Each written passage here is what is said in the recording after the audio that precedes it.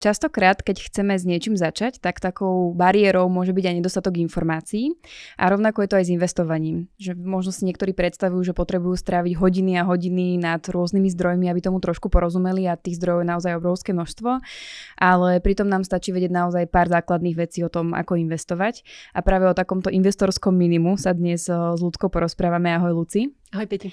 A začníme hneď tak pekne od piky a to je takým základným investorským slovníkom. A môžeme si prejsť také dva základné termíny a to je akcia a dlhopis.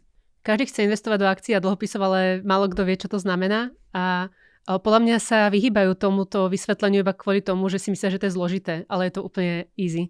Akcionár, alebo ten, kto nakupuje nejaké akcie, tak sa stáva spolumajiteľom nejakej firmy.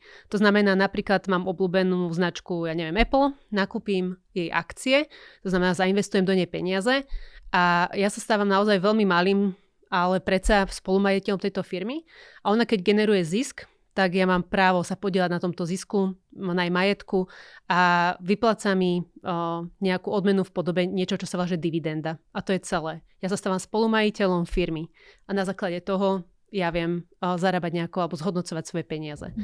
A dlhopis je ešte jednoduchší. Dlhopis je v podstate požička, tak ako ju poznáme.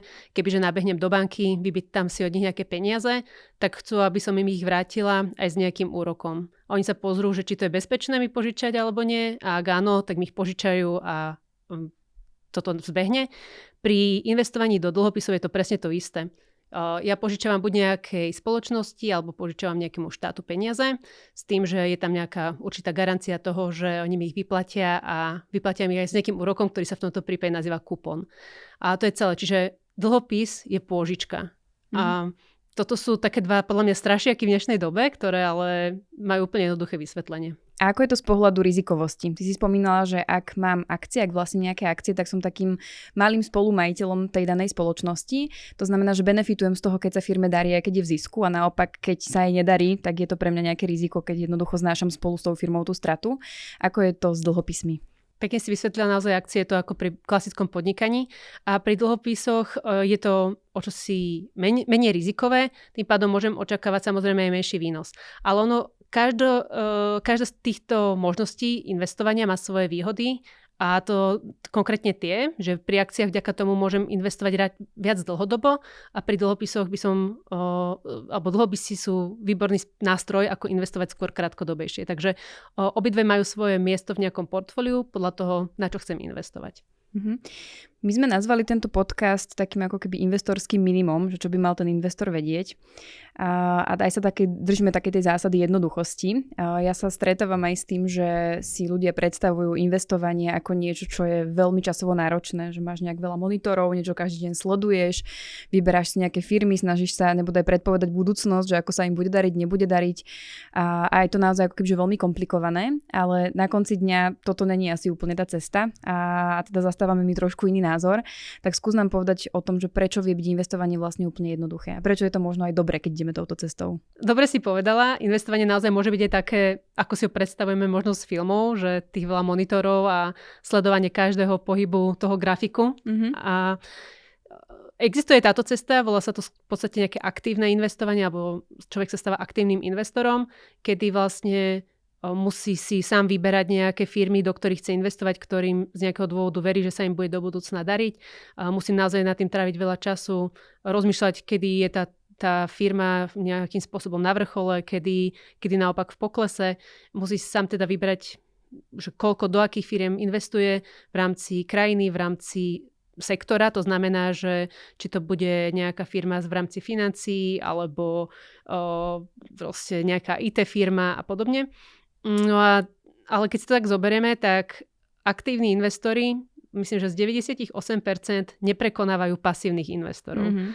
Takže asi to je v prvom rade trošku zbytočné a v druhom rade, kto z nás by mal na to čas? Máme prácu, máme rodinu, máme hobby a sedieť takto nad počítačom, akože chápem, že veľa ľudí to priťahuje istým spôsobom, že skúsiť byť medzi tými 2% ľudí dlhodobo, ktorí prekonávajú pasívnych investorov, ale je to naozaj pre väčšinu nás absolútna zbytočnosť. A čiže to pasívne investovanie naopak je presne opak toho vlastne, čo som povedala. Pasívny investor, keď sa tak pozriem z pohľadu človeka, ktorý ešte neinvestuje, povedzme, že napríklad ty by si ešte neinvestovala a chceš pasívne investovať, znamená to, že ty si napríklad stiahneš nejakú mobilnú aplikáciu, prejdeš si nejakým jednoduchým dotazníkom, kde vlastne si povieš, že na koľko rokov chceš investovať a aký máš pohľad na riziko, či sa ho bojíš alebo nebojíš a otvoríš si účet a nastavíš si trvalý príkaz a týmto to môže pre teba úplne celé skončiť. Pošleš peniaze, keď máš, keď ti príde výplata, pošleš a keď si chceš vybrať, vyberieš, hej. A nemusíš vôbec špekulovať nad tým, že čo sa deje na trhoch. A toto je naozaj taká jednoduchá, veľmi jednoduchá cesta k investovaniu, o ktorej treba ale vedieť ešte také dve zásady. A jednu som už v podstate spomenula a to je tá pasivita. To znamená, že je dobré nehľadať, jak sa hovorí, že ihlu v kôpke sena, to znamená nejaké tie skvelé firmy, ktorým sa bude nejako veľmi dariť, ale hovorí sa, že nakúpiť celú tú kopu toho sena, že nie je tam tá ihla, bude predsa. A to je jednoducho možné prostredníctvom fondov. Fondy jednoducho iba zgrupujú veľké množstvo akcií. V ideálnom prípade pasívny investor teda nakupuje indexové fondy ETF, ktorému zabezpečujú to, že investuje do celého trhu, tak povedať. To znamená, že nakupuje všetky dostupné firmy, ktoré sú na trhu a tým pádom vlastne veľmi znižuje svoje riziko. Znižuje riziko toho, že by nakúpil firmu, ktorá skrachuje, lebo ak aj nejaká skrachuje z tých 1000, tak to ani nepocíti. Vyhýba sa riziku, čo sa týka nejakého geografického rizika. To znamená, že ak by sa nedarilo nejakým americkým akciám, stále má európske a tak ďalej, akcie zo zvyšku sveta. A nemusí sa snažiť tieto akcie nejako, alebo tie nákupy nejako časovať, sedieť pri tom monitore a pozerať, že teraz sú hore, teraz sú dole, nič také. A nemusí vlastne nejako meniť svoju stratégiu. A to je naozaj veľmi jednoduchá priateľná forma investovania pre, myslím si, že väčšinu z nás. Ja sa spýtam takú doplnkovú otázku, že častokrát to z našich podcastov počuť časovanie trhu a podobne. Čo to znamená? Tak ono to je úplne presne tak, ako keby sme v bežnom živote išli niečo kúpiť. My chceme kúpiť nejakú vec čo najlacnejšie a keď ju ideme predať, tak ju chceme predať čo najdrahšie. A toto je presne to, čo sa snaží nejaký aktívny investor spraviť. To znamená nakúpiť tie akcie, keď sú čo najlacnejšie, čiže ich hodnota, ten grafik ide smerom dole a naopak snaží sa ich rýchlo predať, keď si myslí, že sú na vrchole, lenže to je naozaj veľmi ťažké predvídať, že kedy sú a kedy nie sú na vrchole a je to naozaj tak, ako sme už povedali podľa štatistík, veľmi zbytočné. Oveľa lepšie investovať pravidelne. To znamená, keď mám voľné prostriedky, príde mi výplata, viem si odložiť nejakých 50 eur, rovno nešpekulujem, pekne ich zainvestujem a takmer vždy trafím aj nejaké dna, trafím aj nejaké vrcholy, ale jednoducho nakupujem v priemere a viem, že dlhodobo toto je cesta. Si spomenula slovo dlhodobo, tak takým tým tretím pravidlom okrem pravidelnosti a teda toho pasívneho prístupu je aj tá dlhodobosť, tak skús nám povedať, že čo znamená dlhodobo, aký časový horizont to je a možno aj, že aký výnos dokážu generovať tieto fondy alebo ETF fondy dlhodobo. Ja doplním, že investovať sa dá aj krátkodobo, ale tam sa neprejaví tá pekná sila toho investovania. Práve ako som spomenula, tak keď chcem investovať krátkodobejšie, tak je vhodné siahať možno po nejakých dlhopisoch alebo mať ich v portfóliu. A čím dlhšie, povedzme, že 10 rokov viac, tak tým viac si tam môžu prevažovať akcie, prípadne aj iba akcie môže mať v portfóliu. A výhodou toho dlhodobého investovania je to, že ten čas mi znižuje riziko, ktoré je spojené s investovaním. Ja keby som sa pozrela na to, ako sa vyvíjajú všetky akcie, keby som si ich dala dokopy do toho jedného fondu, do nejakého indexu sa tomu hovorí, a keby som sa pozrela, ako sa vyvíjali za jeden rok, tak vidím, že sú tam nejaké poklesy, idú dole, idú hore a tak ďalej. Ale ja keby som ich tak, keď to tak slangovo poviem, alebo tak neodborne, keby som si ten graf odzoomovala a pozrela by som sa na také 10-ročné obdobie, tak zrazu by som videla tie poklesy a tie narasty oveľa menšie a celkovo by som videla, ako ten graf pekne rastie. To znamená, že ten čas a to dlhodobé investovanie mi pomáha znižovať riziko toho, že by som nejako prerobil na tých trhoch. Môžem povedať nejaké konkrétne čísla na základe minulých dát, čiže samozrejme treba doplniť aj to, že minulé výnosy a minulé nejaké výsledky nie sú zárokov nejakých budúcich, ale štatisticky, keď sa pozrieme na nejaké dlhé horizonty, tak na jednom roku, kebyže niekto zainvestuje peniaze na 1 rok iba do akcií, tak má nejakú 30% pravdepodobnosť, že po tom roku bude v strate.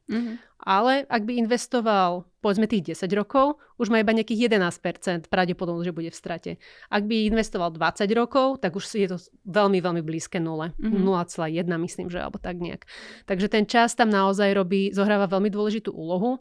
To, že ja môžem peniaze zainvestovať na kratšiu dobu, neznamená, že ich nemám investovať, to nie. Len chcem povedať, že ten čas má naozaj veľkú pridanú hodnotu.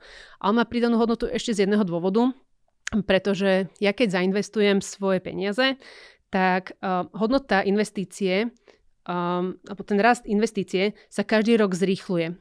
Keď ja napríklad vložím do nejakých akcií 1,000 eur, oni mi povedzme, že za rok sa zhodnotia na 1,100 eur, tak ja už potom neinvestujem iba tých mojich pôvodných 1,000 eur, ale už sa mi zhodnocuje aj tých 100 eur, čo som zarobila. Čiže sa moje investície pekne začnú nabalovať ako taká snehová guľa. A naozaj ten najväčší nárast je vidieť práve na konci toho môjho investičného horizontu. Čiže toto sa volá zložené úročenie a ten čas je pre neho veľmi výhodný v tom, že jeho silu je najviac vidieť v tých posledných rokoch investovania. Zložené úročenie je ako taký komplikovaný pojem, ale vlastne to znamená, že máme úroky z úrokov, že sa nám zhodnocujú už tie zhodnotené peniaze. Takže je to jednoduché. Pekný príklad si dala s tou snehovou guľou. My sem tam tiež v podcastoch spomenieme, že krátkodobo, dlhodobo, investičný horizont taký onaký, že možno 100% akcií odporúčame len keď je to dlhodobé investovanie. Pri tom krátkodobom by tam malo byť väčšie percento dlhopisov, alebo teda aspoň nejaké percento dlhopisov. Ale čo to znamená? Mňa sa napríklad kamarátky na to pýtajú, hej, že aký je krátkodobý investičný horizont? To je, že rok, 5 rokov, alebo že s čím majú vôbec počítať, lebo toto sa málo kde spomína. Viem, že je to asi veľmi individuálne, ale skús nám to nejako tak nabaličkovať, že čo ešte krátkodobé investovanie a čo už je dlhodobé, alebo možno kedy sa nám odporúči ísť už do 100% akcií a nemať žiadne dlhopisy. Ja by som takú pomyselnú hranicu dala na obdobie 3 rokov, kedy by som povedala, že to je definitívne krátkodobé investovanie, ale z môjho pohľadu je napríklad ešte aj 5 rokov relatívne krátko. Ale nemusíme podľa mňa nutne tomu dávať nejakú nálepku, len je dobre myslieť na to, že povedzme do tých 3 rokov je vhodné hľadať nejaký iný produkt, ako napríklad v našom prípade máme bystrý vklad alebo inteligentnú peňaženku. A potom vlastne všetko, čo už je nad tie 3 roky, vie spadnúť do, vlastne to je iba jeden typ investovania, ktorý my namiešame podľa toho, ako človek vníma riziko. Neviem dať jednoznačnú 100% odpoveď, pretože závisí naozaj od toho, ako by človek vyplnil dotazník, že či sa bojí rizika, čo by robil, keby bol nejaký pokles na trhu a podobne. Ale podľa mňa tá pomyselná čiara, že už dlhodobé investovanie, tak hovoríme o 10 rokoch a viac. Ale neznamená to, že proste to strednodobé investovanie, nejakých 3, 5, 7 rokov, že nemôže obsahovať akože väčší pomer akcií k dlhopisom.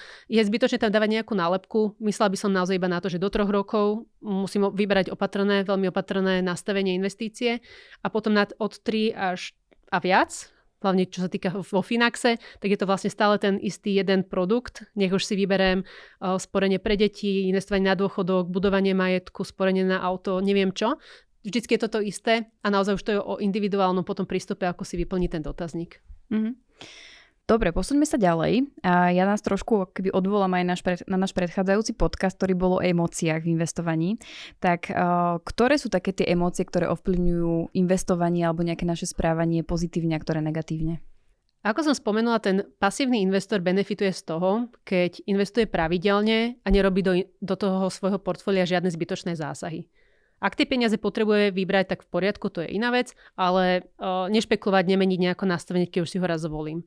A z toho možno vidieť také emócie typu trpezlivosť, aby bol ten človek trpezlivý aj napríklad v období, keď tam je nejaký krátky pokles na trhu, nejaká disciplína, čiže pravidelne sa snaží nájsť si nejakú úsporu a posielať tie peniaze na ten svoj investičný účet. Mal by mať nejakú zdravú sebadôveru, ktorá vyplýva z toho, že má aspoň tieto základy, o ktorých sa dneska rozprávame v podcaste, aby rozumel, prečo investuje do akcií, kde sa tam berie ten zisk, prečo investuje do dlhopisov. A čiže aby veril tomu nastaveniu, pretože keď raz ho má a príde náhodou nejaká kríza, tak má taký ten zdravý optimizmus, že trhy sa zotavia, že toto je iba krátke obdobie, ktoré musím prekonať. Trhy majú proste tendenciu skôr rásť. A ešte by som povedala jednu, a to je taký taký typ, neviem ako to pomenovať. Ja to poviem na sebe, že ja sa snažím mať taký typ spokojnosti a pokory z toho, že trhy, keď sa rozprávame o 100% akciových, to som tiež zabudla v predošlej otázke zodpovedať, podľa nejakých historických dát sa dá očakávať, že ročne prinesú nejaký výnos 10%.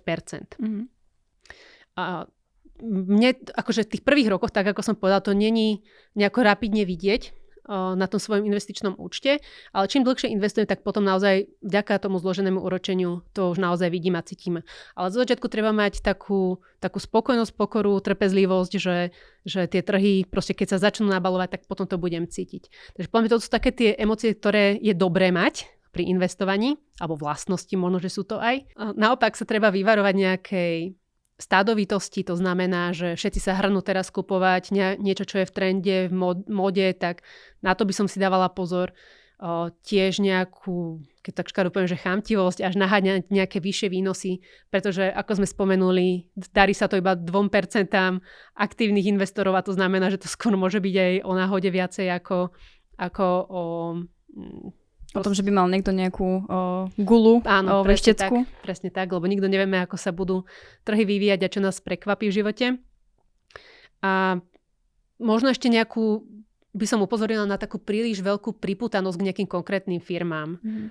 Že mám rada napríklad produkty Apple, sú skvelé, fungujú super, pekne vyzerajú všetko, ale neznamená to, že teraz budem investovať iba do Apple.